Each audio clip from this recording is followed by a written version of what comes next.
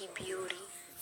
That's a chunky beauty. For sweet corn, lima beans, and hybrids of zucchini and melons. And in 1895, he developed his own variety of iceberg lettuce.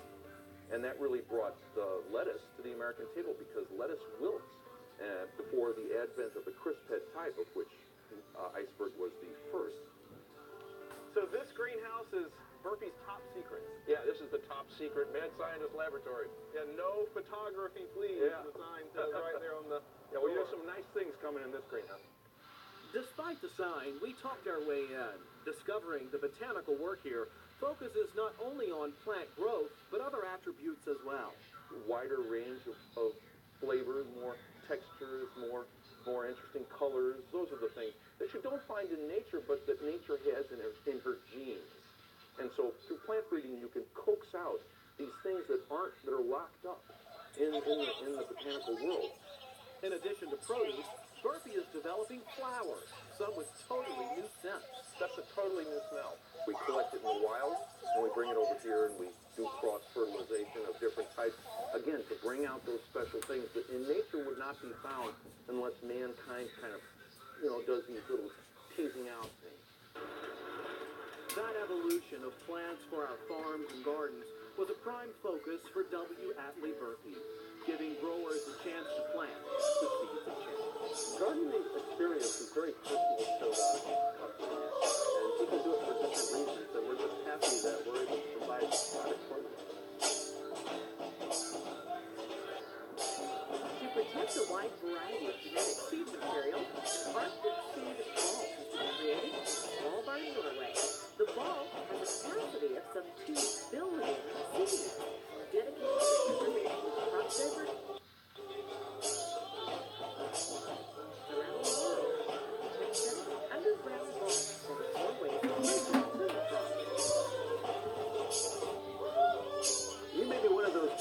Start your flower or vegetable garden from seeds, but lots of us like to use ready-made plants that give us a head start on the season.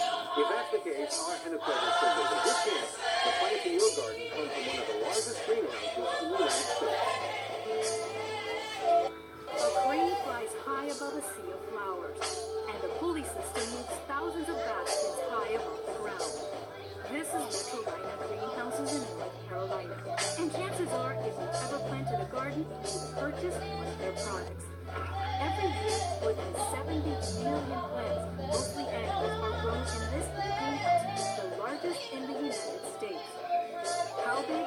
It's more than 125 acres, or roughly the size of 5 shopping malls, and it uses the latest in plant technology. One of the most impressive things here in the greenhouse is that everything's automated. How did you make that transition? We came from Holland, and where we were born, and when the greenhouse industry over there's not much space. And so you have to use automation to use every inch of space you have. Abe Van Winkelden is Metrolina's president. His family started the nursery in 1972. Back then, the greenhouse only occupied an acre. What we do in the U.S. here, we're looking also at jobs people hate to do, whether it's bending over, whether it's having to reach over to grab something, whether it's a multiple repetitive thing they have to do over and over again. We look to find machinery and automation to make that happen.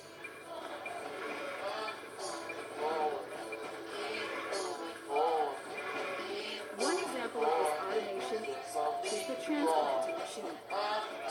No human could do this fast.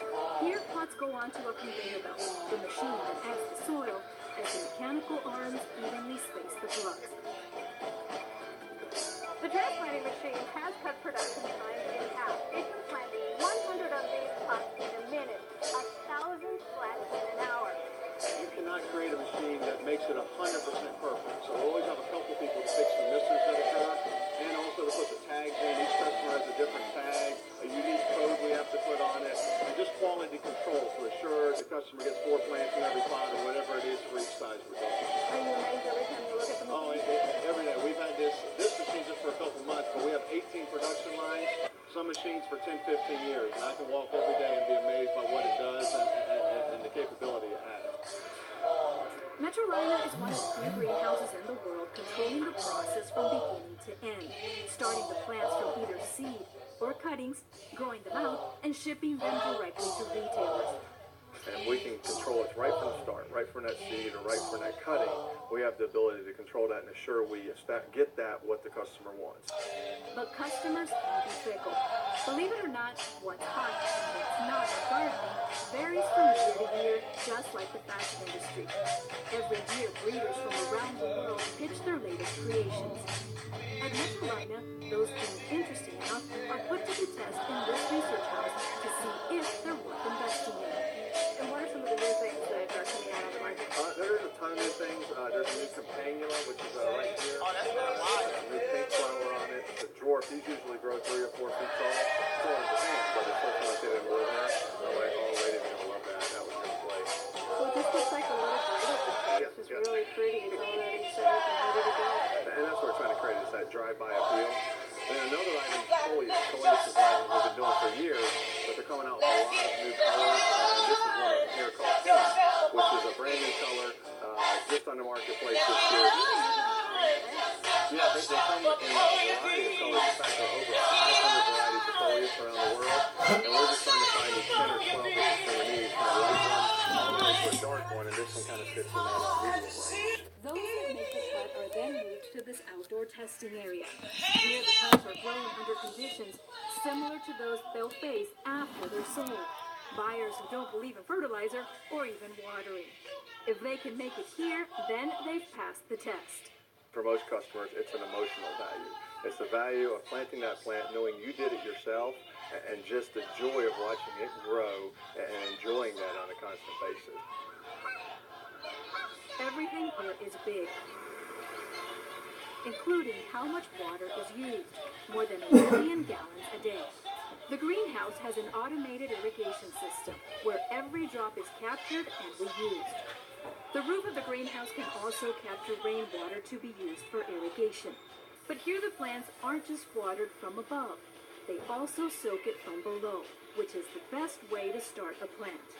Here the pots sit in pools. This forces the roots to grow deeper, making the plant stronger and taller. I don't need that pipe, no. Just need that tuning wave, the deluxe, 2 deluxe, and a cocoa hanger basket. Every day, more than 100 delivery trucks are loaded with flat after flat of blooming annuals. They'll make their way to garden centers mainly in the southern and eastern United States. Ben Wingerden says the key to their success is not just in the automation, but in the 800 people who work there. Machines, he says, simply allow employees to practice what he calls the art of gardening. By freeing them up from those repetitive tasks, they can do what it takes to grow a plant, that art form it takes, that work it takes by staring at it and going, this plant needs more fertilizer, this plant needs more water. So that process works to help us grow a better plant long term. There's a lot going on in North Carolina agriculture, both inside and out. Inside, the greenhouse nursery industry is the #1 crop producer in North Carolina. And if you're planting outside, you can match specific crops to specific soils. That's because North Carolina has 400 different types of soil to choose from. You know, having a garden really allows us to farming on a small scale. The best part, really fresh fruits and vegetables. So you've brought in that harvest and you're ready to whip up something. Well, Sharon Vaknin is in the kitchen with some ideas on turning out a great recipe with some really popular produce.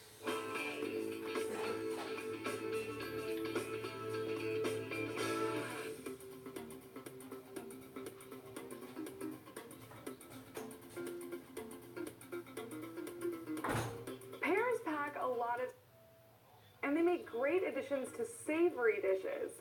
With so many varieties to choose from, you can really get creative with this juicy fruit. Today we're making a pear and ricotta crostini with an orange syrup, along with roasted chicken with pears.